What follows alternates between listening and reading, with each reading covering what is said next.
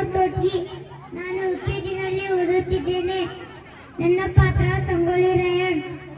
ಮುಚ್ಚು ಬಾಯಿ, ತಾಯಿಯ ತಂದು ತಾಯಿಗೆ ಎಚ್ಚರಿಕೆ ಕೊಡಷ್ಟು ಸೊಕ್ಕೇನು ನಿನಗ?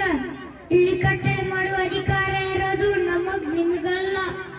ಹೇ ತ್ಯಾಕ್ರೆ, ಕನ್ನಡಿಗರ ಮಾನಾಭಿಮಾನ ನಿನ್ನಂತ ಕಜ್ಜಿನ ಏನ್ ಗೊತ್ತೈತಿ?